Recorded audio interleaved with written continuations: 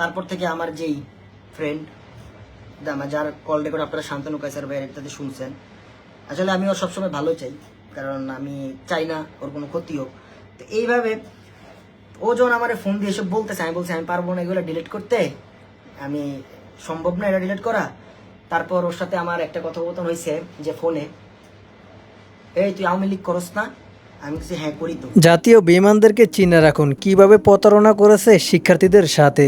তিনি উপরে উপরে মানুষকে বোঝাচ্ছে তিনি শিক্ষার্থীদের পক্ষেই আছেন, কিন্তু তলে তলে সরকারের পক্ষ থেকেই বিভিন্ন কন্টেন্ট ক্রিয়েটারকে দিয়েছিলেন হুমকি। তারই বর্ণনা দিয়েছিলেন আরাস ফাহিম লাইভে এসেই গতকালকে রাতে। আরাস ফাহিম চৌধুরীকে এমনও বলেছে যে তোর বিরুদ্ধে দেশবিরোধী মামলা হবে, তুই এখান থেকে সরে দাঁড়া, সরকারের পক্ষ থেকে ভিডিও বানা, নয়তো তোর কল্লাও চলে যেতে পারে। একজন বন্ধুর কাছ থেকে এরকম কিছুই আশা করেননি আরাস ফাহিম। মানে যে অন্যায়গুলো সবার সাথে হয়েছে, মানে এখন হয়তো একটা একটা করে বাকি 23 জন কন্টেন্ট ক্রিয়েটারও মুখ খুলবে যারা ওই মিটিং এর মধ্যে ছিল।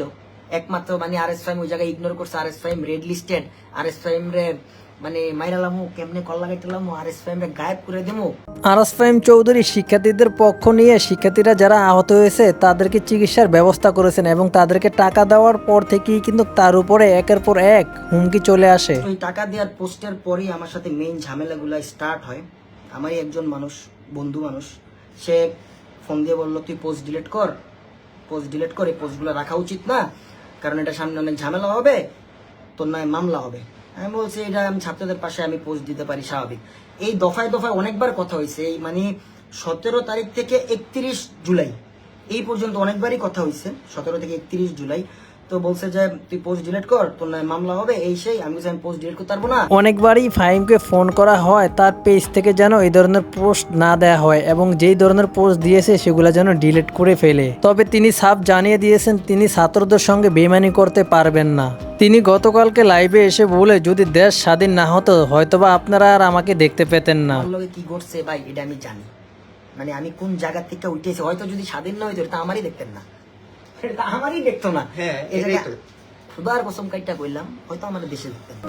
আমরা কাদেরকে এতদিন আইডল মানলাম, যাদেরকে আইডল মানা হয়েছে তারাই কিন্তু বড় বেইমানি করেছে দেশের মানুষের সঙ্গে। নিজের স্বার্থ হাসিলের জন্য একটুও দ্বিধাবোধ করেনি, একটু বুকও কাঁপলো না তাদের। তবে দেশ ত্যাগ করার আগে মায়া কান্না করেছিলেন লাইভে এসে, কিন্তু দেশের জনগণ তাতে পাত্তাই দিল না। নিজের পিঠ বাঁচাতেই দেশ থেকে পালিয়ে গিয়েছেন তৌহিদ আফ্রিদি, আর সবাইকে বুঝিয়েছেন আমি কখনোই ফেসবুক এবং ইউটিউবে আর আসবো না। তবে দেশের মানুষ তাদেরকে ভালো করেই চিনে ফেলেছে তারা কতটা প্রতারক। তাদের দুর্নীতির কথা একের পর এক প্রকাশ পাচ্ছে সোশ্যাল মিডিয়াতে।